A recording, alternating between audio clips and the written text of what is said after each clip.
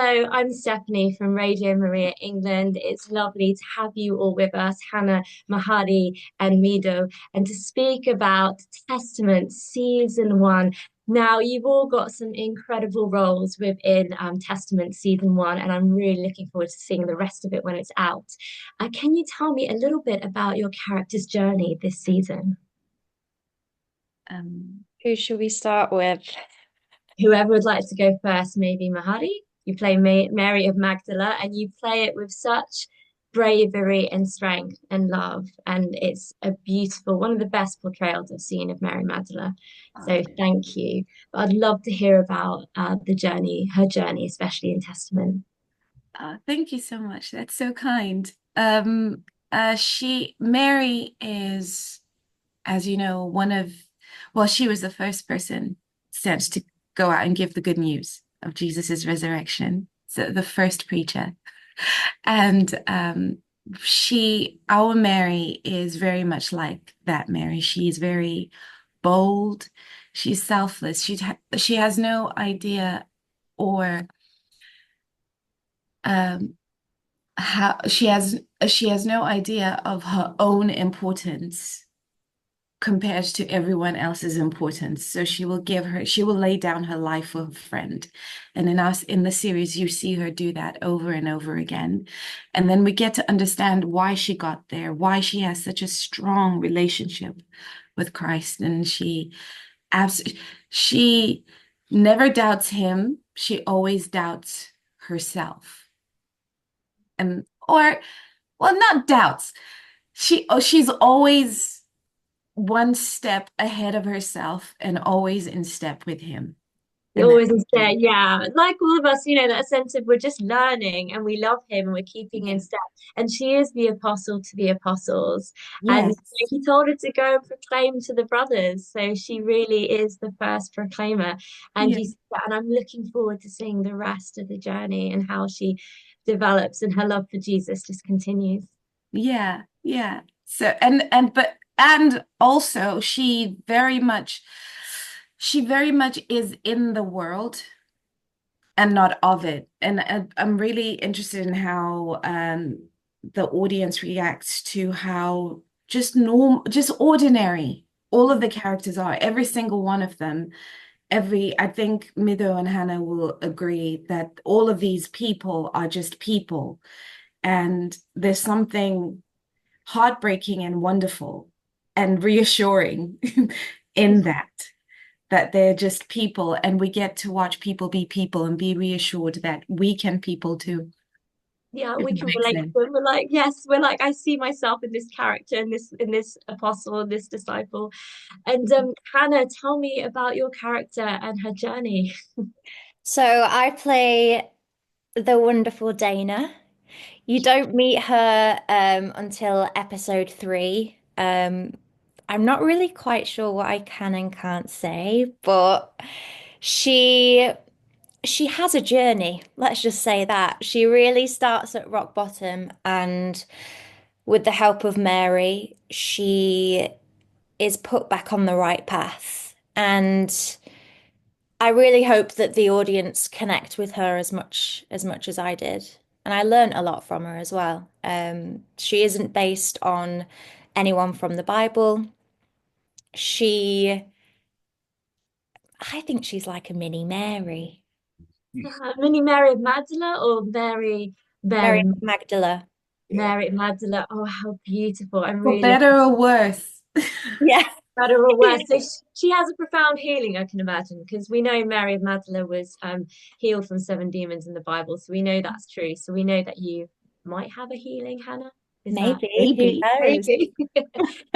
Oh, I cannot wait to see episode 3. So, Mido, tell me a little bit more about your character and his. I feel like he's going to go on a transformation. He must do as captain of the guards. Oh, yeah. I think so. I play the captain of the temple guard, and he's an incredibly flawed human being.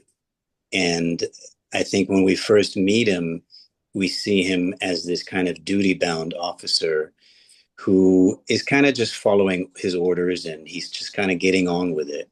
but as we get to know him, and as we get the season unfolds, and we get to like look behind a little bit, we get to see that there's a human being there that is actually quite gentle in nature, and he's conflicted. And I think that confliction is something that I found incredible to dive into and to play. And so I don't want to say too much about what he's conflicted and what the burden is that he carries. He carries a very heavy burden, and we don't get to see that burden until much later on. And when that burden gets revealed, we get to see that there's a real human there. And I think we as we trail out of season one and move into season two, I think a lot of different sides will be revealed in this particular storyline. Without giving away too much, what I found really most challenging thing to play is to play his arc, is to find the arc within that. And the arc in the beginning is just this duty. I have to do my job. I have to do my duty. But even then we see him, and he's listening when the apostles are being interrogated, and we can start to see certain things move inside him, but we don't know what they're moving to, or how they're moving at all, or if he's just pretending that they're moving, just to kind of, and all these kind of things, we find it out as we kind of go along. And what I found the most beautiful thing about him is just he's got so many flaws, and that makes him so human. And I love playing really flawed characters. There's something that's really it teaches me. I find I learn a lot from playing flawed human being, because I think in real life we all try to pretend that we don't have any, or maybe it's just me. No, I think you're absolutely right. We all have flaws, and we're all on that journey, aren't we? And it's what makes it relatable when people see these characters on screen that they can relate to, and they see the journey and they see the burdens, because we all carry them, but how those burdens can be lifted. Especially in this story of the retelling of the book of Acts, we're going to see those burdens lifted. That's what I feel anyway. I'm not giving any spoilers. I don't know, but neither are we, because we don't actually know yet. We don't, yeah. Filming always happens out of sequence. So you can read the script and then you when you watch it, you're just like, oh, and that's wonderful. Yeah, because you only get pieces of your character and then you see it all pieced together. And what has that filming process been like for all of you? Have there been moments where you've really felt sort of a transformation in yourself, or God move in an incredible way in the process of creating these characters? I'll jump in and just say, like, even getting to play her. I mean, you were there on Sunday, so you heard me say, when I was a child in Bible class and in church, I first heard about Mary of Magdala, and the pastor was preaching about her from the pulpit. He was preaching about sin and people being tempted and all that sort of stuff. And he mentioned Mary as a temptress and as a fallen woman. And inside, I was like, that's not true. I'd never heard of her. Never read the Bible. I was reading, but I'd never read the Bible, never read about her in the Bible yet. But inside, I felt this instant, no, that's not true. That's not who she is. And loved her. And then spent my entire as my faith has grown from being my parents' faith and my grandparents' faith to my faith, and understanding myself and gaining empathy and sympathy for myself, which we need to be kinder to ourselves. We need to be nicer to ourselves. We really do. And then that nicer overflows to other people. But the more I did that, every now and then I kind of like catch her story, and like all the women in the Bible who are whose stories are embellished and it's not what we're told about them is not what, when you read the Bible, it's not true. So when you read the Bible, there's very little written about her, and what is written is extraordinary. She had 7 demons inside of her. Jesus cast them out. The instant he did that, she said, "That's it, I'm yours for the rest of my life." And then she went about serving, taking care of people. She was the first person to see him alive. She was brave enough to stand at the foot of the cross when he was being executed. She was brave enough to sit outside his tomb. She was brave enough to confront who she thought had stolen his body. She was brave enough to go to a room full of men who are all strong-willed and say, "He's alive, I've seen him." And in the history of the church, as we know, because when the persecutions began, they were killing all the men because they didn't think that the women were a threat. So she was brave enough to plant churches. Being able to like meet Faith, meet Paul, meet everyone at Roarlight and end up playing her has been a lifetime's journey of research that I didn't know I was doing. And that is God. Yeah. That's God. All the things that I've been afraid, like being an actor and being afraid to admit that I am an actor to my family. Because if you're African, you are a lawyer, a doctor, an engineer, or the disappointment in the family. So being brave enough to be an actor and then getting to play her has been transformative and faith affirming for me. And you play her with such truth, and she's written with such truth in She Testament. is. In terms of Paul, Kenneth, and Faith's writing, it's incredible. So it's I can't wait for audiences to see it and also see all the characters, but All the Mary characters, the is entire series, like it's like as Mido was saying, the flawed human beings, but it's because human beings are flawed, and it's not a heavy hand. It's like it's the light touch that's honest, and then these extraordinary actors to play them, like all these, and also. Stephanie, these people are nice people. And I'm not just saying that because they're in the room here. Like, this has been the best job I've ever done. I could see that, and it was such a celebration on Sunday, and you could see the love in every single person, and that's why people must see this. It must be seen. Yeah. And I was just going to ask you and Hannah and Mido, why come and see this? Why should people come and see this? Go on, Hannah. Okay. Yeah. Because it's really good. Fact. It is. It's the writing, the acting performances. I had a lot of, well, almost all of my scenes were with Mahadi. And we had some really heartbreaking scenes. We had to dig deep, and in between takes, we had really had to give each other the space to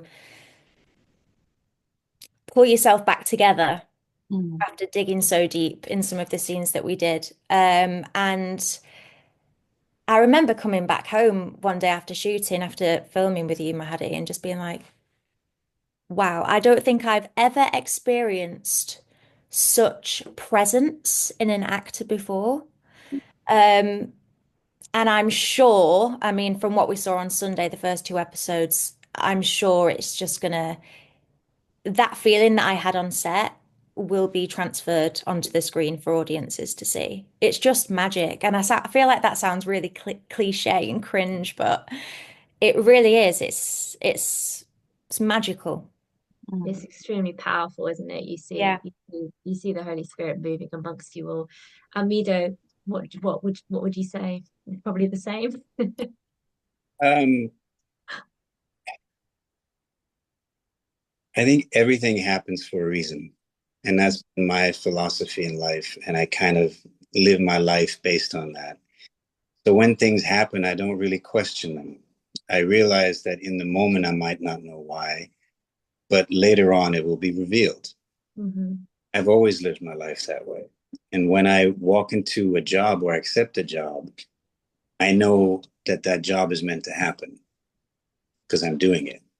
Mm-hmm. And if I'm doing it, it's in my life and it's here for a reason. Mm-hmm. While I may not understand everything that's happening in the moment, it will become clear. And so when I took this particular role and not really knowing what I'm getting myself into, how the stories are going to really evolve, I didn't have that much background knowledge on it. Then to be part of it and then to feel the love and to understand that some things are not about what you're doing, but some things are about how you're doing, with whom you're doing, what you're doing. And then human beings, as most of us, we're very kind of end game. We think about the end game and the end results. But the process that we're engaged in is all about the process. It's not about the end result. The end result is for the audience. For the actor, it's about the process. Mm. The process is the moments that I shared on screen with Hannah and Mogali and our storyline and how that developed. Mm. And I realized then that that's why I took the job. Because I didn't know that. I mean, I'd read the scripts, but I didn't know I was going to meet these people. And I didn't know who they cast. And I didn't know how the moments are going to be. And I didn't know how we're going to vibe. I didn't know there's so many lovely people. I'm going to fall in love with their spirit. I didn't know if you say the Holy Spirit was moving, yes, to every single human being on set that I was seeing and meeting, because we're all spreading that energy and that love. And when you're being honest and truthful with yourself and you don't let your ego get in the way, then you can feel love and you can see love. And then maybe we all become worthy of it. So, Mido, to sum up our testament, would your word be love? For me, yes. And Mahami? Mahadi. Mahadi, sorry. Sorry. Mahadi. It's love. Love is right. Love. And Yeah. Hannah? Love for sure, but I'm Mm. going to go with magic. Magic. Okay. Well, it's been amazing to speak with you all. Thank you so much. And I look forward to seeing the rest of the Testament when it is out on June the 8th. And God bless you all. And we'll keep you and the team in our prayers. Thank you. Thank Stephanie, I you. want to say as well, the love kept flowing because we got to meet you. Oh, praise God. Thank you. Thank you. He works miracles in many ways. So I'm very Thank you. thankful to God. Thank you for your love, all of you. Thank you. Bye, Stephanie. Bye, Stephanie. Did you steal his body from the tomb? Why do you keep asking about the body? Did you take it?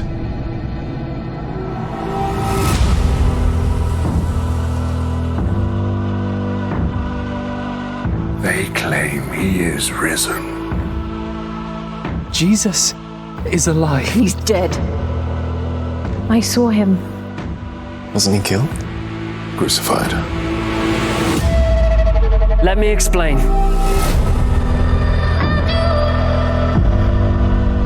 That sound. We were all there at his trial. We all shouted, "Crucify him to the Imperium!" Stephen, you're too smart for this. I just know it's true. It's something old, and yet something new. Blasphemy, insurgency, inciting revolution. We must do something. Saul of Tarsus. You believe them. This has nothing to do with our faith. It has everything to do with it! I'm Ananias. This is my wife, Sapphira. I'm never gonna deny him again. We're on two different sides of a war that's brewing. And pretty soon, I'm gonna have to start aiming at you. This minister. This is what happens next.